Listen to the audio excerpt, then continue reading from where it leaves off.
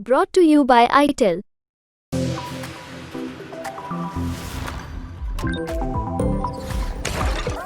तो आदाब, नमस्कार, गुड इवनिंग, सत श्री अकाल। एक बार फिर आप तमाम लोगों का स्वागत है क्राइम तक की कहानी के इस एपिसोड में। उम्मीद है पूरी फैमिली अच्छी होगी, अपना और अपनों का ख्याल रख रही होगी। आज से चुनावी मेला शुरू हो गया है। 8 राउंड तक ये चुनाव चलेगा। 4 जून को नतीजा आएगा। शायद 1 जून को लास्ट फेज़ का चुनाव होगा। और आज फर्स्ट फेज़ का चुनाव था, पहला चरण। 102 सीटों के लिए वोटिंग हुई आज। और अब धीरे धीरे बाकी के 7 फेजेस के चुनाव आएंगे। उसके बाद 4 जून को आपको पता चलेगा, जब ईवीएम का पिटारा और मशीन खुलेगा और पता चलेगा किसको कितनी सीटें हैं। तो भी गहमा गहमी होगी। नेताओं के बड़े बड़े भाषण होंगे, नेताओं की बोलियां आपको सुनाई देंगी, बहुत कुछ होगा। और फिर 4 जून के बाद सब खामोशी छा जाएगी, क्योंकि चुनाव में अक्सर ऐसे ही होता है। हालांकि पिछले कुछ वक्त से चुनाव अब थोड़ा बहुत अजीब सा हो गया। एक दौर था जब एक गरिमा होती थी, नेता एक दूसरे के बारे में जब बोलते तो बहुत संभल कर प्यार से बोलते थे। अब तो वो जो गुंडों मवाली की भाषा हो गई है, वो भी इस्तेमाल हो रहा है। और ये हमारे वही नेता होंगे जो लोकसभा में चुन कर आएंगे, कानून बनाएंगे, हमें आपको नैतिकता, आदर्श उसूल की पाठ पढ़ाएंगे। तो यही है कि अच्छे लोग चुन कर आएँ, जो कुछ इस तरह की कम से कम चीज़ें हैं वो दूर हो। तो जितने भी, मैं यही चाहता हूँ कि लोकसभा में चुन कर आएँ, किस पार्टी से हों, उनकी क्या विचारधारा है, वो सब बात की बातें। अच्छे और शरीफ लोग हों, जिनकी भाषा, जिनकी मर्यादा वैसी हो जैसे लगता हो कि हाँ, हम लोग घर में जिस तरीके का हम एक्सपेक्ट करते हैं। तो चुनावी आज से मेले की शुरुआत, ये जानकारी तो आपको दे ही दी। अब आते हैं आज की कहानी के ऊपर, जो मेरा काम है। दुनिया में बहुत सारे ऐसे क्राइम हैं जिनको किसी कैटेगरी में आप डालें न डालें कह नहीं सकते। लेकिन दुनिया में कई ऐसे क्राइम हैं जो कोई क्राइम नहीं है, लेकिन झकझोर कर रख देता। वो क्राइम ये बताता है कि हम इंसान किस हद तक गिर चुके हैं, किस हद तक हम इंसान होने के नाम पर इंसानियत को शर्मसार कर रहे हैं। आज की कहानी एक ऐसी कहानी है जो पिछले 24 घंटे से पूरी दुनिया की मैं बात कर रहा हूँ, इसी के चर्चे हैं। और हर कोई इस कहानी को सुनकर शर्मसार भी है और झकझोर कर रख दिया है। मैं सारा रिसर्च कर रहा था तो मैं देख रहा था कि जितने भी अलग अलग, मैंने US, UK, Brazil, Gulf, India, इन सारे जगहों के न्यूज़पेपर, वेबसाइट देखे, कुछ चैनल देखे, और हर जगह ये खबर है। जितने भी बड़े बड़े दुनिया में न्यूज़पेपर, उन सब जगह पे खबर है। और लगभग हर खबर का टोन एक ही है कि ये कैसे हो सकता है। मुझे लगता है इस कहानी का जब मैं ख़त्म करूँगा, आखिर में आप सब भी इसी सोच के साथ विदा होंगे कि ये कैसे हो सकता है। ब्राज़ील की राजधानी रियो डी जेनेरियो बहुत ही खूबसूरत जिंदा दिल देश माना जाता है। और ब्राज़ील को हम सब इसलिए भी जानते हैं क्योंकि फ़ुटबॉल की वजह से। ब्राज़ील जैसा फ़ुटबॉल जितना खूबसूरत कहते हैं कोई और नहीं खेल रहा। दुनिया के महानतम फुटबॉलर पेले भी यहीं से आते हैं। तो इसी ब्राज़ील की राजधानी रियो डी जेनेरियो में इसी 16 अप्रैल की बात है, दिन मंगलवार था, दोपहर के 1:05 हो रहे थे।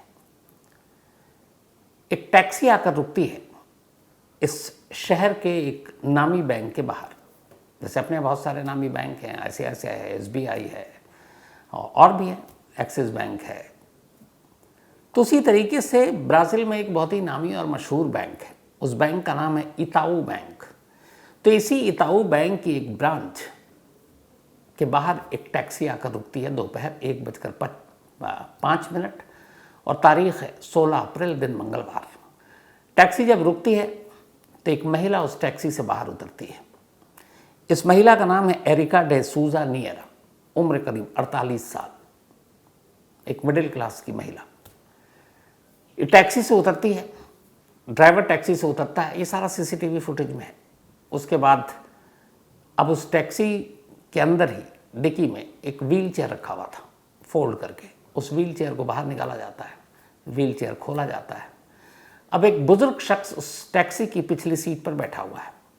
उसको पहली नज़र में देखकर कि बिल्कुल बेहोशी का आलम है, ये भी है कि उसे उम्र इतनी है, कमज़ोर भी दिख रहा है। उसने हाफ पैंट या हाफ ट्राउज़र जो कहें वो पहने हुआ है, एक टी शर्ट पहने हुआ है राउंड नेक का, और पैर में शूज़ हैं। तो उसको ड्राइवर की मदद से वो महिला कार से निकालती है और उस व्हील चेयर पर बैठा देती है। क्योंकि उस शख्स जो उम्र थी उसकी, और देख कर कटकाठी से यह था कि उसका वज़न बहुत ज़्यादा नहीं होगा। उस 68 साल के बुज़ुर्ग का नाम है पाओलो रोबर्टो ब्राग। तो पाओलो को अब टैक्सी से उतार कर उस व्हील चेयर में बिठा दिया जाता है। इस दौरान में कैमरा ये दिखाता है कि एक शख्स सड़क को क्रॉस कर रहा होता है। वो देखता है कि एक लेडी, एक बुज़ुर्ग बीमार आदमी को एक व्हील चेयर पर बैठाता है। वो आगे बढ़ता है मदद के लिए कि मैं हेल्प करूं। वो लेडी कहती है नहीं ठीक है, बस ये थोड़े से इनकी तबीयत ठीक नहीं है। तो वो निकल जाता है कि चलो मेरी मदद की ज़रूरत नहीं है। इसके बाद टैक्सी ड्राइवर का भी काम ख़त्म, वो व्हील चेयर पर बैठा कर अपनी गाड़ी लेता और चला जाता है। अब वो लेडी इस व्हील चेयर पर उस बुज़ुर्ग को बिठा कर धीरे धीरे इसी इताऊ बैंक के अंदर दाखिल होती है। अंदर जाकर वो एक जगह पे व्हील चेयर रोक देती है। उसके बाद वो कुछ फॉर्म लेती है, कुछ किसी से पूछताछ करती है, और फिर उस बुज़ुर्ग शख्स को वापस व्हील चेयर चलाते हुए एक काउंटर के पास रुक जाती है। काउंटर के पास रुकने के बाद अब काउंटर के दूसरी तरफ बैंक का जो एम्प्लॉई है वो बैठा हुआ है। बहुत सारे डॉक्यूमेंट्स हैं, फाइल है। तो कहानी ये थी कि ये जो बुज़ुर्ग है पाओलो, इसने एक लोन के लिए एप्लीकेशन दिया हुआ था, और इसने लोन लिया था टोटल जो मांगा था बैंक से अपनी बीमारी, अपनी ज़िंदगी को आगे गुजारने के लिए। 68 साल की उम्र, वहाँ की सरकार की कई स्कीमें थी। तो जो टोटल था 1700 लोकल करेंसी ब्राज़ील की है रियास। तो रियास 1700 चाहिए था लोन के लिए। अगर डॉलर में उसको कन्वर्ट करें तो अराउंड 3250 $3250, और इंडियन करेंसी में करें तो अराउंड 2,70,000 रुपये। तो 2,70,000 रुपये के लोन लेने थे, और इस बुज़ुर्ग ने, पाओलो ने, इस लोन के लिए अप्लाई कर रखा था। लोन अप्रूव भी हो गया। सिर्फ अब इस पाओलो की दस्तखत की ज़रूरत थी। तो उसी दस्तखत के लिए अब उसके साथ ये जो एरिका है, ये उसकी नीस है, भतीजी, वो उसको लेकर पहुंची। काउंटर पर जाकर वो सारे डॉक्यूमेंट्स दिखाती है, लोन अप्रूवल के, सब कुछ सारी बातें करती है। थोड़ी देर के बाद उधर वो बात कर रही है। इधर बीच में ये हो रहा है कि जो व्हील चेयर पे उसके चाचा बैठे हुए हैं, व्हील चेयर उसने पकड़ा हुआ अपने हाथ से, और एक तरफ हाथ ऐसे है कि जैसे उनका गर्दन उसके सपोर्ट में रहे। और जब भी वो अपना बैंक के काउंटर की तरफ बढ़ती तो फिर वो जो व्हील चेयर पर बैठा बुजुर्ग शख्स है, उसकी गर्दन लुढ़क जाती, कभी राइट कभी लेफ्ट। वो फिर गर्दन को ठीक करती, आ जाती, एक हाथ रखती, और उस बुजुर्ग के पैर के ऊपर एक फाइल उसने रखा हुआ है। फिर उसके बाद वो एक पेन निकालती है, पेन बुजुर्ग के हाथ में पकड़ाती है। बुजुर्ग हाथ में पेन पकड़ नहीं रहा, लेकिन वो उसकी उंगलियों में फंसाती है। फिर वो पेन निकलता है, फिर वो उसके कान के करीब जाकर कहती है आपको साइन करना है, आप साइन कर दीजिए। अब बुजुर्ग कितना सुन रहा है किसी को पता नहीं। फिर बैंक एम्प्लॉय उससे बात कर रहा है, और वो फिर उससे कहती है कि अंकल आप सुन रहे हैं, आर यू लिसनिंग? तो कहती है आपको यहाँ साइन करना है लोन कॉन्ट्रैक्ट पे, और अगर आपने साइन नहीं किया तो फिर हमें वही मुश्किलें आएंगी, तो आपको साइन करना ज़रूरी है। फिर कहती क्या वो अंकल आपके सर में दर्द हो रहा है, क्या तबीयत ठीक नहीं लग रही है आपकी? ये बार बार वो बोल रही है। जब भी बैंक के स्टाफ फिर कहता है कि ठीक है आपको इनका सिग्नेचर कराना है, तो वो फिर पूछती अंकल इनको और भी काम है, आप साइन कर दो, आप साइन नहीं करोगे तो फिर परेशानी रहेगी, पैसे मिलेंगे नहीं। फिर वो ऐसे उसके कान की तरफ जाती, उसके चेहरे पे हाथ लगाती और कहती कि आपकी तबीयत ठीक तो है। इतने में एक बैंक स्टाफ लगातार देख रहा था। वो आता है, कहता है कोई प्रॉब्लम? कहती नहीं, ये ऐसे ही खामोश, बोलते नहीं हैं, लगभग नींद बेहोशी की हालत में रहते हैं, उम्र कई बीमारियां हैं, तो इस वजह से। और बिल्कुल मैंने जैसा बताया कि शूज़ पैर में है, हाफ पैंट है, लोअर भी जिसे कहें, और टी शर्ट है, और बिल्कुल चेहरा वहरा सब बाल करीने से सजा हुआ है, और कुर्सी पर बैठे हैं व्हील चेयर पर वो। अब वो साइन वाली बात आ रही है, वो बैंक से बात कर रही है, बीच में इधर कर रही है, फिर हाथ हटता है तो सर इधर से उधर होता है। एक बैंक का मुलाजिम लगातार इसको देख रहा था, इस सीन को। उसे पता नहीं क्या हुआ, अब उसने अपना मोबाइल निकाला और वीडियो शूट करना शुरू किया। इस दौरान उस बैंक में सीसीटीवी कैमरे हर बैंक में होते हैं, वो कैमरा भी लगा हुआ है, लेकिन शायद उस वक्त कोई कैमरे की तरफ ध्यान नहीं दे रहा है। जो सीसीटीवी कैमरे का जो कंट्रोल रूम था, शायद वहाँ बैठा हुआ शख्स इस सीन को नहीं देख रहा है। इस सीन को देख रहा है एक बैंक का एम्प्लॉय, क्योंकि वो उस बुज़ुर्ग को देख कर लगा कि इस बैंक में आए हुए इसको 10 मिनट हो गया है, इस बुज़ुर्ग ने एक बार भी आंखें नहीं खोली हैं, इस बुज़ुर्ग ने एक बार भी इसका गर्दन कभी दाएं कभी बाएं लुढ़क रहा है, पेन हाथ में देने की कोशिश कर रही है, पेन वो पकड़ नहीं रहा। और वो उस बैंक एम्प्लॉई ये सारी चीज़ इसलिए नोटिस कर रहा था कि उसे लगा ये बुज़ुर्ग आदमी बीमार लग रहा, मैं शायद कोई हेल्प करूँ। और वो हेल्प करने के लिए 2 बार गया और उसने उस लेडी से कहा कि क्या मैं हेल्प कर सकता हूँ, तो कहती नहीं। फिर वो पूछता है कि ये कुछ बोल क्यों नहीं रहे, तो उसने कहा ये कम बोलते हैं और तबीयत ठीक नहीं। वो भी पूछता है कि क्या हुआ, तो वो कहते हैं कई सारी बीमारी है। अब ये सारी चीज़ें हो रही है, वो बैंक एम्प्लॉय उसको अपने मोबाइल से वीडियो बना रहा है, सीसीटीवी कैमरे में अलग रिकॉर्ड हो रहा है, लेकिन उधर कोई देख नहीं रहा। थोड़ी देर बीत जाती है। अब जो काउंटर पर बैठा शख्स है वो कह रहा साइन कर दो। ये साइन कराने की कोशिश कर रही है, और साइन कराने का भी तरीका ये है कि वो उसके पेन में हाथ दे रही है, एक हाथ से फाइल पकड़ी और जिस फॉर्म पे साइन कराना है वो उसके हाथ में पेन है, लेकिन जिस हाथ में पेन है उस हाथ में उसका अपना हाथ भी है। मतलब इसको वैसे समझें कि उसने पेन दे दिया और फिर अब वो लिख नहीं रहा है, तो उसने अपना हाथ लगाया और कोशिश कर रही है कि उसका हाथ पकड़कर वो साइन करे, तो किसी को पता ना चले कि साइन कौन कर रहा है। तो उसने ये कोशिश भी की, लेकिन वो पेन पकड़ नहीं पा रहा है और वो शख्स मोबाइल पे शूट कर रहा है। तो जब उसने ये वाला सीन देखा कि ये लेडी उसका हाथ पकड़कर और साइन कराने की कोशिश कर रही है, तब उसने अपने एक सीनियर बैंक स्टाफ को कहा कि मुझे कुछ डाउट लग रहा है। पिछले 10 मिनट से मैं देख रहा हूँ ये बुजुर्ग कुछ बोल नहीं रहा है, हिलडुल नहीं रहा है, गर्दन इसकी अगर वो हाथ हटाती है तो कभी राइट लेफ्ट हो रहा है, और मुझे लगता है ये होश में नहीं है। जब उसने सुना फिर उसने कहा ये देखिए आप वीडियो। अब उसने वीडियो देखा। अब बैंक के कुछ मुलाजिम वहाँ पर आते हैं, पूछते हैं आप कौन हैं, तो कहती है मेरा नाम एरिका डेसूजा वियरा है और ये मेरे चाचा हैं, बीमार हैं, इन्होंने बैंक में लोन के लिए अप्लाई किया था, लोन अप्रूव हो गया, मैं सिग्नेचर के लिए लाई, इनकी तबीयत ठीक नहीं है। तो कहता ठीक है आप हटिए मैं बात करता हूँ। अब एक बैंक का मुलाजिम बात कर रहा है उस शख्स से जो व्हील चेयर पर बैठा है, लेकिन कोई जवाब ही नहीं, कोई रिस्पॉन्स नहीं। वो हाथ हिलाता, कहता नहीं आप मत कीजिए ये बीमार है। उसे कुछ अब डाउट हो गया, वापस मुड़ता है बैंक एम्प्लॉय और जाकर सीधे एक फ़ोन करता है।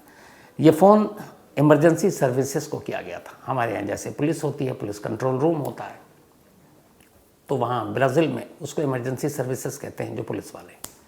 तो उसने इमरजेंसी सर्विसेज को फ़ोन किया। थोड़ी ही देर में इमरजेंसी सर्विसेज से जुड़े हुए पुलिस वाले बैंक के अंदर दाखिल होते हैं। अंदर दाखिल होते हैं, उसके बाद बैंक के उस मुलाजिम से पूछते हैं क्यों बुलाया, तो वो बताता है कि हमें डाउट है, एक लोन का केस है, एक बुज़ुर्ग है जो 10 मिनट हो गए, उससे ज़्यादा हो गए, वो हिल डुल भी नहीं रहा और ये लेडी उनसे साइन कराने की कोशिश कर रही है।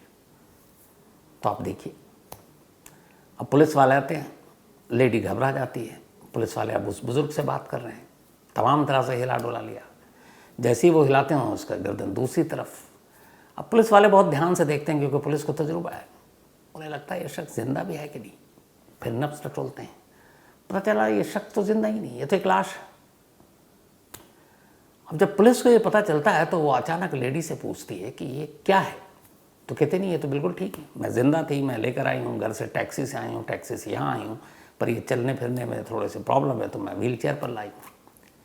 पुलिस वाले कहते नहीं मैम, ये को देख कर लग रहा है कि इसकी मौत को कई घंटे हो चुके हैं और आप एक लाश को व्हील चेयर पर घुमा रही हैं और एक लाश को लेकर बैंक आई हैं। अब वो लेडी घबराती है लेकिन अपनी ज़िद पर कायम है, कहता कोई बात नहीं, अभी इसका फैसला हो जाएगा। उस लेडी को उसी बैंक के अंदर ही गिरफ्तार कर लिया जाता है ताकि जब तक कि इस लाश या इस बुज़ुर्ग के ज़िंदा और मुर्दा होने का सच सामने ना आए। उसके बाद गिरफ्तारी के बाद पुलिस उस शख्स को अपने कंट्रोल में लेती है, फ़ौरन हॉस्पिटल ले जाती है। हॉस्पिटल ले जाती है, डॉक्टर देखते हैं और डॉक्टर बताते हैं कि ही इज़ डेड, ये एक मुर्दा है, ये एक लाश है। पुलिस वाले को अंदाज़ा तो हो चुका था, तो पुलिस वाला फिर पूछा जाता है डॉक्टरों से कि मुझे एग्जैक्ट बताइए कि इसकी मौत कब हुई है। तो उसने कहा ठीक है, पोस्टमार्टम के बाद पता चलेगा। इसके बाद पोस्टमार्टम होता है, फिर उसकी फॉरेंसिक जांच होती है और पोस्टमार्टम और फॉरेंसिक कि जांच के बाद ये पता चलता है कि इस शख्स की मौत कई घंटे पहले हो चुकी है। कम से कम 4 से 6 घंटे पहले जब इस बैंक में 1:05 पर दाखिल हुई थी, तो इसका मतलब है कि इसकी मौत सुबह करीब 8 से 10 के दरमियान हो चुकी थी। तो क्या एरिका एक लाश के साथ बैंक पहुंची थी लोन लेने के लिए? अब पुलिस एरिका से पूछताछ करती है, बैंक के डॉक्यूमेंट्स खंगालती है, तो पता चलता है हाँ, पॉलो ने बैंक में लोन के लिए अप्लाई किया, इसमें कोई गलत नहीं। लोन अप्रूव हो गया, उसकी उम्र और बाकी जो भी चीज़ें थी क्राइटेरिया उसको देखते हुए। लेकिन पॉलो की सुबह मौत हो गई। अब जब मौत हो गई तो उसकी नीस, अब तक हालांकि अब इस नीस पे भी डाउट हो गया कि वो उसकी सगी भतीजी है या कोई फ्रॉड है। तो जो भी था, इसकी मौत उसी वक्त जहाँ पे हुई वहाँ पर ये एरिका मौजूद थी। उसने देखा कि ये शख्स मर गया। उसे इस लोन के बारे में भी पता था, वो सारे डॉक्यूमेंट्स भी वो जानती थी। इसका मतलब है कुछ ना कुछ रिश्ता रहा होगा। अब कायदे से उसकी मौत के बाद उसे या तो हॉस्पिटल ले जाना था श्योर करने के लिए, या फिर बाकी जो भी नेबर्स हैं उनको बताकर और फिर कब्रिस्तान दफनाने के लिए ले जाना था। लेकिन एरिका ने ऐसा नहीं किया। उसने कहा कि इस शख्स का लोन पास है, सिर्फ एक सिग्नेचर की ज़रूरत है। और सिग्नेचर बिना उस शख्स के, वहाँ का रूल है कि बैंक अगर लोन देता है तो उस शख्स सामने होना चाहिए। आप सिग्नेचर कराकर पेपर बैंक में नहीं ले जा सकते। जिस शख्स के नाम पे लोन है वो शख्स की मौजूदगी ज़रूरी है। तो ये मजबूरी थी। एरिका ने उसी वक्त एक फ़ैसला लिया। उसने कहा चलो एक लाश से लोन पास कराते हैं और जो ये पैसे आएंगे वो मेरे अकाउंट में आएंगे। कितने? 2,70,000 रुपये। वहाँ की करेंसी के हिसाब से 1700 रियास, US डॉलर के हिसाब से $3250, $3,250 सिर्फ। तो 2,70,000 रुपये के लिए एरिका ने लाश को तैयार किया, उसे जूते पहनाए, कपड़े पहनाए। इसके बाद व्हील चेयर तैयार की, एक कैब बुक किया, कैब वाला घर आया। उसने कैब वाले से मदद की कि ये बीमार है, बैंक जाना ज़रूरी है। कैब वाला शरीफ था, उसने हेल्प की, कार की पिछली सीट पर बिठाया, व्हील चेयर को डिग्गी में रखा, खुद लाश के साथ सीट पर पिछली एरिका बैठती, क्योंकि उसे लाश को सहारे की ज़रूरत थी। उसको जब वो छोड़ती थी तो लाश के सर दाएँ बाएँ, क्योंकि बेजान है, तो इसलिए बराबर में बैठी, अपना कंधा टिकाकर, और ऐसा बैठाया एकदम सामने कि एक शख्स जिंदा बैठा है। बैंक के बाहर फिर उसने उसी तरीके से उतारा, मदद की, सर को सही रखा और फिर व्हील चेयर लेकर बैंक के अंदर दाखिल हुई। पोस्टमार्टम और विसरा के बाद ये फाइनल हो गया। इसके बाद फॉर्जरी, धोखाधड़ी, ऐसे कई सेक्शन के साथ एरिका को ब्राज़ील पुलिस ने गिरफ्तार कर लिया है और इस वक्त एरिका पुलिस की हिरासत में है। जब ये न्यूज़ आई, चूँकि इसके वीडियो जो थे वो बैंक के अंदर भी थे और एक बैंक के स्टाफ ने भी इसको शूट कर लिया था, तो जब ये वीडियो सामने आया उसके बाद ब्राज़ील का सबसे फेमस जो न्यूज़ चैनल है उसका नाम है टीवी ग्लोबो। ये फुटेज टीवी ग्लोबो के हाथ लग गया। टीवी ग्लोबो के हाथ लगते ही 16 का था, 17 अप्रैल को टीवी ग्लोबो ने फुटेज के साथ ये स्टोरी प्ले की। जब ये स्टोरी प्ले हुई तो ये खबर थोड़ी देर के बाद ब्राज़ील से बाहर निकली। फिर दुनिया का शायद ही कोई ऐसा देश हो जहां ये स्टोरी नहीं पहुंची। आज अपने देश में भी हर जगह ये खबर है। ये खबर इसलिए हर एक को बेचैन या परेशान करने वाली रही, ये तस्वीर है, क्योंकि इंसान क्राइम में बहुत कुछ कर गुजरता है जिसके बारे में हम आप सोच नहीं सकते। लेकिन इस कदर लालच में अंधा होकर एक मुर्दे जिसकी जगह, एक लाश जिसकी जगह कब्रिस्तान या शमशान हो, उसको मौत के बाद भी इतनी तकलीफ़ देकर, उसका एक तरह से श्रृंगार कर, उसको एक तरह से एक्टिंग करवाते हुए, उसे कुछ पता ही नहीं है, और एक व्हील चेयर पर बिठाकर बैंक लाकर उससे सिर्फ एक दस्तखत कराना है, इस हद तक इंसान गिर सकता है। इसी एक सवाल ने पूरी दुनिया में इस वीडियो और इस स्टोरी को वायरल कर दिया और इसके ज़रिए हम इंसानों की सोच को भी वायरल किया है कि पता नहीं हम कहाँ तक जाएंगे, किस हद तक गिरेंगे। जैसा मैंने शुरू में कहा था आपको, अब इस स्टोरी को सुनने के बाद आप भी सोचिएगा, क्योंकि ये हर एक के सोचने वाली स्टोरी है कि एक इंसान ये भी कर सकता है। अपनी अपनी राय ज़रूर दीजिएगा। तो कहानी में आज इतना ही, लेकिन कहानी खत्म करूं उससे पहले वही अपना सिलसिला। आज काम्या पांडे, इनका जन्मदिन है, तो हैप्पी बर्थडे काम्या। और ये सुशील पांडे की बिटिया हैं।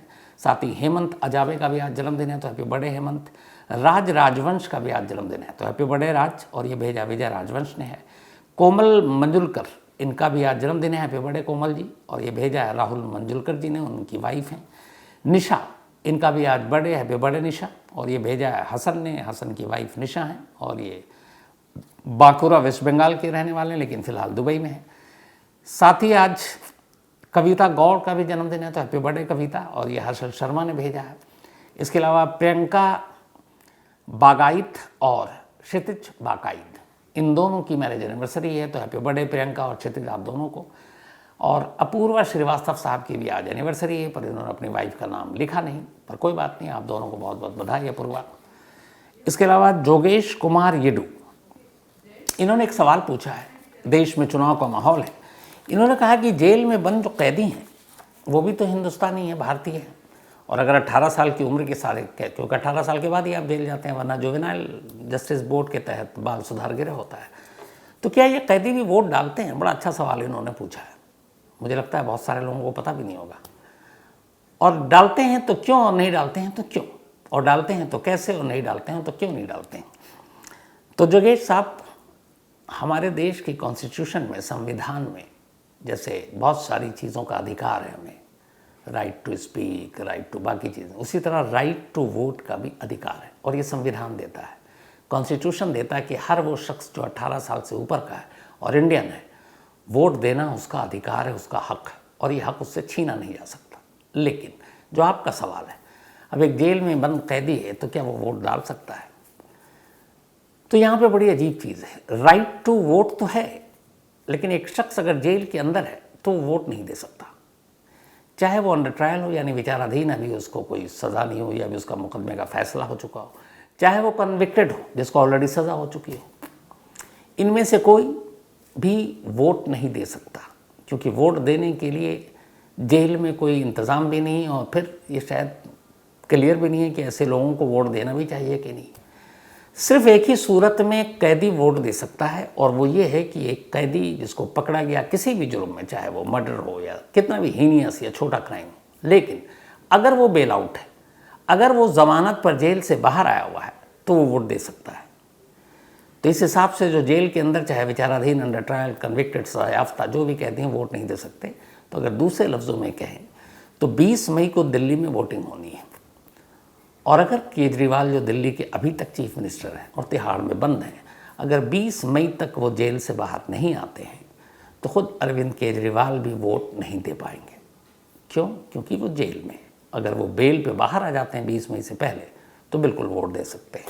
तो ये था आपके सवाल का जवाब। नवनीत रे, इन्होंने कहानी की फरमाइश की। नवनीत भाई, जल्दी सुनाता हूँ वादा। इसके अलावा Surya Kumar Pandey, thank you so much आपका। तो कहानी में आज इतना ही है। अब आपसे मुलाकात होगी कल रात 9 बजे किसी नई कहानी के साथ। तब तक अपना और अपनों का ख्याल रखिएगा। Thank you very much.